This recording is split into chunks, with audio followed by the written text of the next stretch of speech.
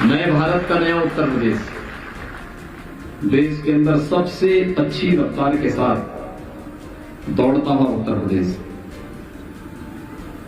एक सुरक्षित उत्तर प्रदेश। और आप सब इस बारे में जान रहे हैं कि मैं आप सबसे अपील करने इसलिए आया हूं क्योंकि उत्तराखंड एक तो मेरी जन्मभूमि है,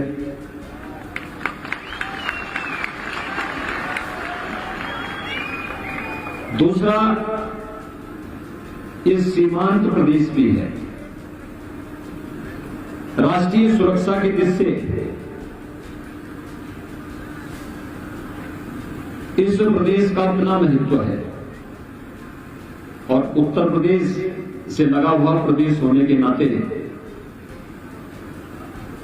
हम सब की चिंता का विषय भी होता है, क्योंकि उत्तर प्रदेश में अपराधी और माफियाओं के खिलाफ जब हम कार्रवाई करेंगे और भारतीय जनता पार्टी की सरकार उत्तराखंड में नहीं होगी तो ये जितने माफिया और अपराधी हैं सब उत्तराखंड में शरण लेकर के यहां तबाही मचाएंगे। आपने देश और के जितने ओपिनियन सर्वे हैं उन सब सर्वे को देखा होगा और हर एक सर्वे इस बात को बताता है कि उत्तर प्रदेश में भारतीय जनता पार्टी की सरकार को आने से कोई नहीं रोक सकता। जितनी सीट 2017 में भारतीय जनता पार्टी ने पाई थी उतनी ही सीट भारतीय जनता पार्टी 2022 में भी उत्तर प्रदेश में पाएगी, इसमें कोई संदेह वहां पर नहीं है। और आपका तो सटा हुआ क्षेत्र है, प्रथम चरण के मतदान में आपने रुझान देखा होगा। लेकिन भाइयों बहनों, उत्तर प्रदेश में परिवर्तन आया। प्रधानमंत्री मोदी जी का यशस्वी नेतृत्व और मार्गदर्शन, डबल इंजन की सरकार, प्रदेश में भारतीय जनता पार्टी की सरकार, केंद्र में भारतीय जनता पार्टी की सरकार। अपराध और अपराधियों के प्रति जीरो टॉलरेंस की नीति के तहत कार्य होना। नहीं तो हर तीसरे दिन एक दंगा होता था, महीनों तक कर्फ्यू लगा रहता था, बेटियां सुरक्षित थी। सहारनपुर, मुजफ्फरनगर, शामली, मेरठ, गाजियाबाद, हापुड़, बुलंदशहर, ये जितने जनपद थे, जितने प्रतिष्ठित परिवार थे, इन लोगों ने सब ने अपनी बेटियों को दूर किसी रिश्तेदार में या फिर हॉस्टल में इन क्षेत्रों से अलग करके मुंबई में, दिल्ली में, कहीं और जगह भेज दिया था। 2017 में जब हम लोग आए थे यही चुनौती थी हमारे सामने। वहां पलायन होता था, व्यापारी पलायन कर रहा था, हर जगह लोग पलायन कर रहे थे, भाग रहे थे, क्योंकि सुरक्षा का गंभीर संकट था, गंभीर संकट था। लेकिन आज उत्तर प्रदेश देश का सबसे सुरक्षित प्रदेश बन गया है।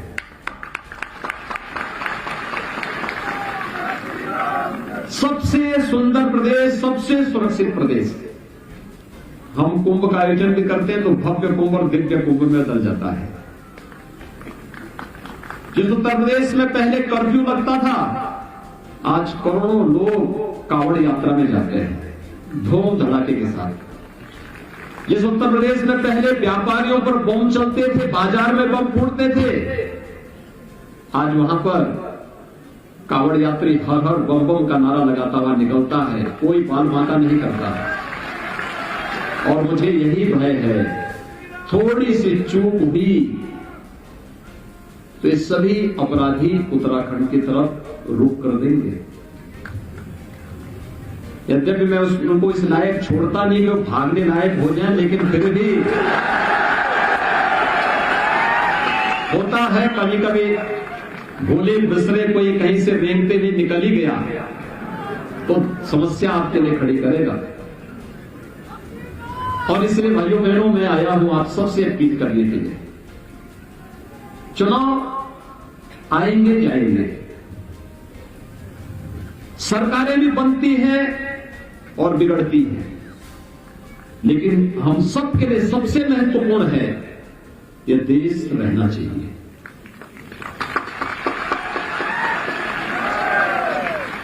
क्योंकि इसके साथ कोई समझौता नहीं हो सकता।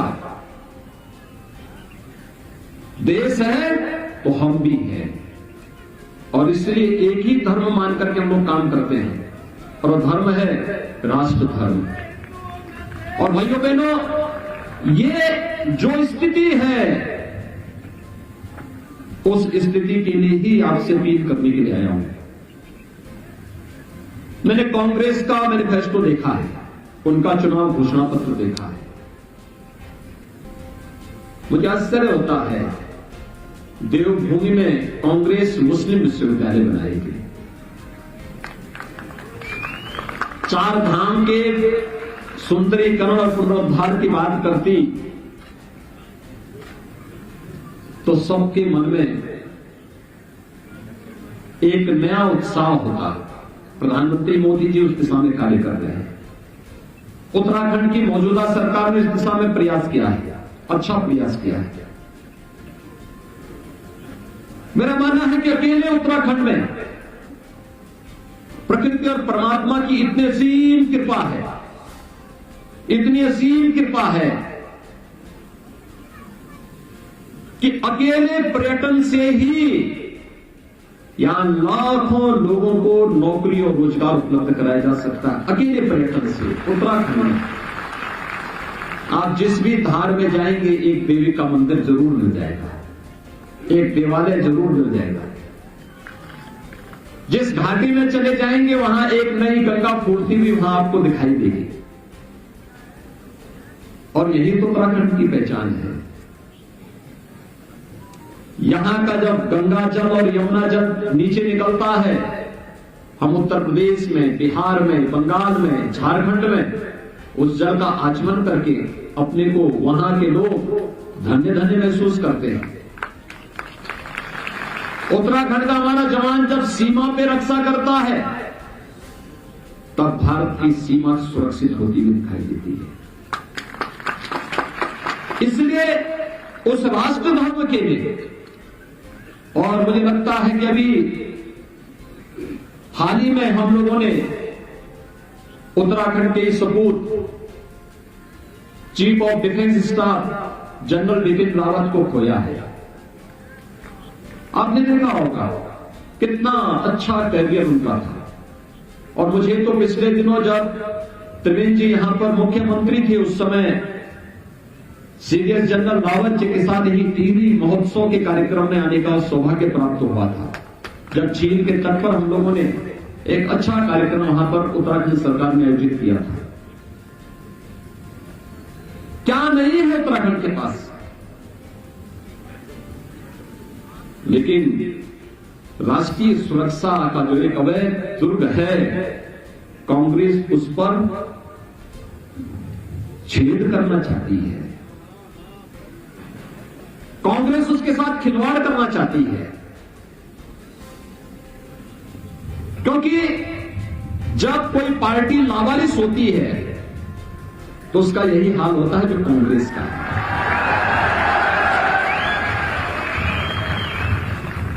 नेतृत्व विहीन,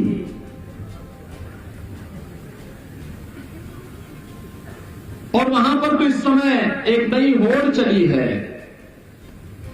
हिंदुओं को कितना अपमानित कर दो। जिनको स्वयं ये नहीं मालूम कि वे स्वयं हिंदू हैं या नहीं हैं, वे हिंदू की परिभाषा बोल रहे हैं। जिनके नाना पर नाना कभी कहते थे अपने को, आप 2 महापुरुषों की बातों को आपने सुना होगा। एक स्वामी विवेकानंद ने वैश्विक मंच पर कहा था, गर्व से कहो हम हिंदू हैं। ये कोई सांप्रदायिक शब्द नहीं है, हिंदू कोई सांप्रदायिक शब्द नहीं है, हिंदू हमारी सांस्कृतिक पहचान है। हम दुनिया में कहीं भी जाते हैं इस संबोधन से जाने जाते हैं। भारतवासी दुनिया के अंदर कहीं भी जाता है हिंदू संबोधन से संबोधित किया जाता था, संबोधित किया जाता है। और स्वामी विवेकानंद ने इसीलिए कहा था कि गर्व से कहो हम हिंदू हैं। लेकिन राहुल जी के पूर्वज क्या कहते थे कि हम तो एक्सीडेंटल हिंदू हैं। जब उनको हिंदू होने में ही गौरव की अनुभूति नहीं थी, तो हिंदू की व्याख्या, हिंदू की परिभाषा वो कैसे कर पाएंगे। और भाइयों बहनों, देवभूमि में अगर कोई हिंदू की परिभाषा नहीं जानता है तो उस पार्टी को सत्ता में रहने का अधिकार तो नहीं ही होना चाहिए, कतई नहीं होना चाहिए, क्योंकि वे घुसपैठ करवाएंगे। आपने देखा होगा ना, उत्तर प्रदेश के कुख्यात माफिया को इन्होंने पंजाब में सौंड दे रखी थी। कई महीनों तक हम लड़ते रहे, बाद में वापस लेकर के गए फिर उसको। यानी माफिया और कांग्रेस का संबंध कैसे है? चोली दामन का संबंध जैसे होता है ना, ऐसे ही इनका संबंध है। और इसलिए कोई ऐसी गलती नहीं करना है जिस गलती को लेकर के बाद में पछताना पड़े। और इसलिए कोई भी ऐसा कार्य नहीं होने देना है जो वर्तमान के साथ साथ भविष्य को भी खराब करे। उत्तराखंड एक बहुत अच्छी दिशा में चल रहा है। उत्तराखंड बनने के बाद जो अपार संभावनाएं उत्तराखंड में है, प्रधानमंत्री मोदी जी के नेतृत्व में आज भारतीय जनता पार्टी की डबल इंजन की सरकार इस कार्यक्रम को आगे बढ़ा रही है। और उत्तर प्रदेश में भाजपा, उत्तराखंड में भाजपा, केंद्र में भाजपा, फिर डबल इंजन नहीं हो जाते, फिर ट्रिपल इंजन हो जाता है। अब याद करिए, जब Delhi Dehradun greenfield express way के निर्माण की कार्रवाई को आगे बढ़ाना था, तो मेरे सामने प्रस्ताव आया था। मैंने बिना कुछ सोचे मैंने कहा अगर उत्तराखंड को जोड़ने के लिए है, एनओसी मैंने तत्काल दे दिया। मैंने कहा उत्तर प्रदेश से जितना जमीन चाहिए, जहां से लेके जाना है बेधड़क लेकर के जाइए, लेकिन उत्तराखंड को अच्छी कनेक्टिविटी दिल्ली की मिलनी चाहिए। हमने कहीं उसमें ये नहीं बोला कि ये हो जाएगा, फलाना हो जाएगा। हमने कहा जहां जैसे कहो वहां उतनी जमीन मिल जाएगी, वहां से हम इसके लिए मार्ग के लिए एक्सप्रेस वे की कनेक्टिविटी के लिए देंगे। क्योंकि विकास यही परिवर्तन लाएगा, यही खुशहाली लाएगा। अपनी परंपरा और संस्कृति को अक्षुण्ण बनाए रखने के साथ ही विकास से ही हम अपने युवाओं को एक नए भविष्य को विकसित कर सकते हैं, एक नया जीवन दे सकते हैं, उनके जीवन में बदलाव ला सकते हैं। और भाइयों बहनों, उत्तराखंड आज उस दिशा में आगे बढ़ा है। जब मैं उस समय आया था पिछली बार यहां पर उत्तराखंड सरकार के महोत्सव में, टिहरी झील के किनारे हम लोग आए थे। उस समय जनरल लावत जी थे इस कार्यक्रम में, और तब मैंने देखा था वहां से प्रतापनगर को जोड़ने के लिए उस समय जिस सेतु के निर्माण की कार्रवाई चल रही थी, मुझे प्रसन्नता है आज बन गया है, आज यातायात के लिए खुल गया है, आवागमन और आसान हो गया है। उत्तराखंड में तो बहुत अच्छे ढंग से कनेक्टिविटी बहुत अच्छी हुई है। हर घर नल की तरफ भी उत्तराखंड बढ़ चुका है। हर गांव अच्छी कनेक्टिविटी के साथ साथ अब तो एक नई डिजिटल क्रांति की तरफ बढ़ रहा है। लेकिन अपनी परंपरा और अपनी संस्कृति को बनाए रखते हुए, बचाए रखते हुए हम सबको आधुनिक विकास की तरफ भी जाना होगा, क्योंकि यही हमारे युवाओं के जीवन को अच्छा बनाएगा। लेकिन ये विकास तभी सार्थक है जब सुरक्षा रहेगी। सुरक्षा से के बगैर कुछ भी आप कल्पना नहीं कर सकते। सुरक्षा के बगैर इसकी कल्पना ही नहीं की जा सकती। और इस सुरक्षा दोनों कारणों से, राष्ट्रीय सुरक्षा के लिए भी और पेशेवर माफिया और अपराधियों के कारण भी, इन दोनों से सुरक्षा आवश्यक है। और इस सुरक्षा के लिए उत्तराखंड में फिर से भारतीय जनता पार्टी की सरकार आनी आवश्यक है। और इस दृष्टि से आप सबसे अपील करने के लिए विशेष रूप से आज मैं आया हूं। उत्तर प्रदेश का चुनाव छोड़ के आया हूं मैं।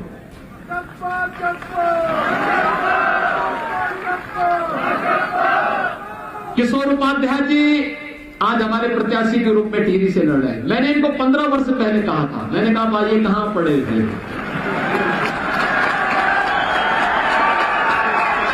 संसद के सेंट्रल हॉल में हम लोग मिले थे और मैंने उस समय कहा था किशोर जी से, मैंने कहा किशोर जी आप जो है कहां कांग्रेस में अपनी जिंदगी को खपा रहे हैं, आपको आना चाहिए। आपकी भावनाओं के अनुरूप कार्य तो भाजपा में होता है, मंच तो भाजपा देगी, भारतीय जनता पार्टी कार्य कर रही है। और भाइयों बहनों, जिस दिन किशोर उपाध्याय जी ने भारतीय जनता पार्टी ज्वाइन की थी मुझे बहुत प्रसन्नता हुई। मैंने उस दिन ट्वीट भी करके इनको बधाई दी। मैंने कहा अच्छा किया आपने, क्योंकि कांग्रेस तो पूरे देश के अंदर डूब रही है और जहां थोड़ा उसका वजूद था भी वहां पे डुबोने के लिए दोनों भाई बहन पर्याप्त है, किसी तीसरे की आवश्यकता ही नहीं है। तीसरे की आवश्यकता है ही नहीं। इसलिए आप लोग क्यों उस डूबते हुए जहाज में बैठे हुए हैं? डूबते हुए जहाज में नहीं बैठना चाहिए, उसको उसके हाल पे छोड़ देना चाहिए। और इसलिए भारतीय जनता पार्टी आज विकास के जिस नए उस पर कार्य कर रही है। मैं लगभग 1.5 साल पहले आया था केदारनाथ धाम का दर्शन करने के लिए और भाइयों बहनों मैंने देखा कांग्रेस की सरकार के समय केदारनाथ धाम कैसे उजड़ गया था, किस प्रकार की स्थिति थी। और आज भव्य और दिव्य केदारनाथ धाम बन गया फिर से। प्रधानमंत्री जी ने देश के समग्र विकास के लिए कितना काम किया है। आज केदारनाथ धाम के बाद बद्रीनाथ धाम का भी एकदम नए सुंदरीकरण के धाम के रूप में केदारनाथ धाम और बद्रीनाथ धाम आगे बढ़ रहा है। गंगोत्री यमुनोत्री का काम हो रहा है। और उत्तर प्रदेश में भी हम लोगों ने कहा है, उत्तर प्रदेश में बहुत सारे लोग धमकाते थे, कहते थे कि अयोध्या में राम मंदिर का निर्माण नहीं हो सकता। मैंने कहा देखो ये सपना देखना बंद कर दो, अयोध्या में राम मंदिर का निर्माण भी होगा, धूम धमाके के साथ होगा। 500 वर्षों की तमन्ना थी। कांग्रेस साथी 1947 में इस कार्य को आगे बढ़ा देती। कांग्रेस ने कभी इसको अपने एजेंडे में नहीं दिया। वो चाहते ही नहीं थी आपकी आस्था का सम्मान हो। आस्था को कैसे अपमानित किया जाना चाहिए, अगर ये कहीं देखना है तो कांग्रेस उसका एक जीता जागता उदाहरण है। वो केवल अपमानित करती रही, भारत को अपमानित करती थी, देश को अपमानित करती थी, देश के नागरिकों की आस्था को अपमानित करती थी और लगातार यही कार्य करती रही। अयोध्या में राम जन्मभूमि का विरोध करती थी। उनके मैनिफेस्टो में मैं देख रहा था 4 धाम की बात तो दूर, उसने एक नए धाम की बात यहां कर की। अरे उत्तराखंड में 4 धाम के अलावा 5वां धाम होगा तो सैनिक धाम होगा। यहां के सैनिकों को, वीर पुत्रों की नमन का धाम उत्तराखंड बनना चाहिए। इसके अलावा उत्तराखंड में 5वां धाम, अगर आप किसी ऐसे स्थल को बनाने का कुत्सित प्रयास करेंगे, मुझे नहीं लगता कि वीर भूमि और देवभूमि इसको स्वीकार कर पाएगी। कभी नहीं स्वीकार करना चाहिए।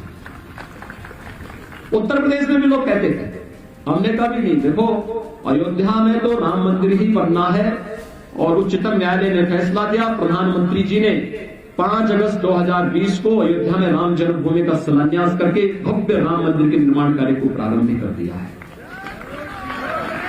अब कोई संदेह है किसी को अयोध्या में कि राम मंदिर नहीं बन रहा है? अब तो कोई संदेह नहीं कर रहा है ना।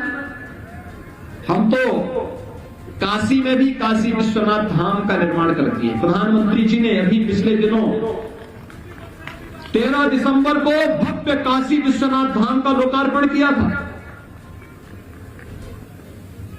और मथुरा, वृंदावन, बरसाना, गोकुल, नंदगांव, ब्रज तीर्थ विकास परिषद के माध्यम से इस धाम के भी विकास की कार्रवाई युद्ध स्तर पर चल रही है।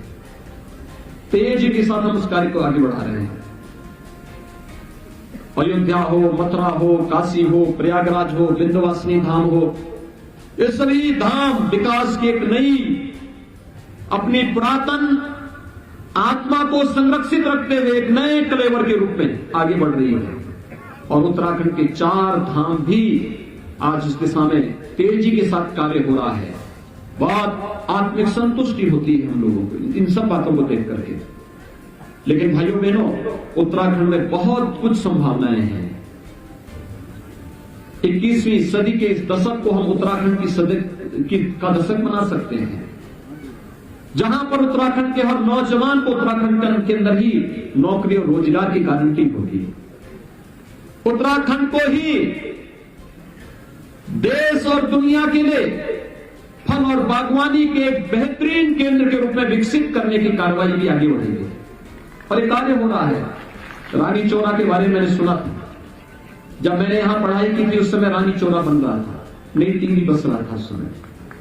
आज तो बहुत भव्य बन गया है। मैं जा रहा था, उधर से होते हुए निकला हूं मैं, और बहुत भव्य तरीके से कार्य आगे बढ़ रहा है। हमें इस दिशा में बहुत आगे बढ़ना है। और आप सबसे मैं यही अपील करूंगा, यही अपील कर रहा हूं सबसे कि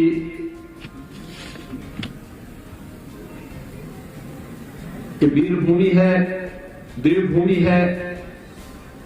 मैंने आप सबसे यही अपील किया है कि उत्तर प्रदेश में भारतीय जनता पार्टी की सरकार बनेगी, कोई संदेह नहीं है, कोई संदेह नहीं होना चाहिए। लेकिन उत्तर प्रदेश में जब हमारा बुलडोजर चलेगा तो माफिया फिर कहीं इधर को रोक न करें, तो इसका थोड़ा ध्यान रखना। उत्तर प्रदेश का बुलडोजर अच्छा लगता है ना आप लोगों को?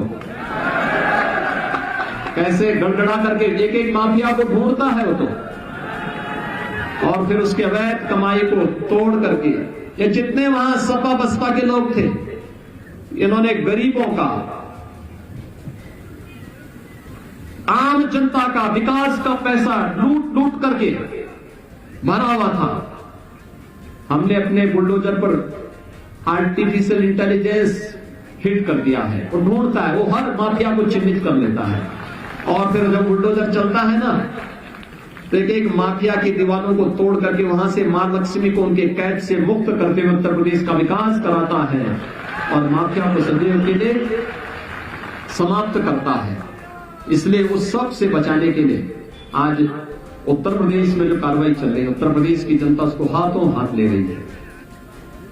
अपार समर्थन भारतीय जनता पार्टी को प्राप्त हो रहा है। आप सब भी यहां पर किशोर उपाध्याय जी को और यहां पर श्री विजय सिंह परमार जी को प्रतापनगर से, ये दोनों भारतीय जनता पार्टी के प्रत्याशी हैं। इन दोनों प्रत्याशियों को कमल चुनाव चिन्ह पर और पूरे उत्तराखंड पर, इस जिले में 6 विधानसभाएं हैं, 6 के 6 विधानसभा सीट पर भारतीय जनता पार्टी को आप वोट जरूर दें। यही अपील आप सबसे करने के खातिर ही मैं यहां आया हूं।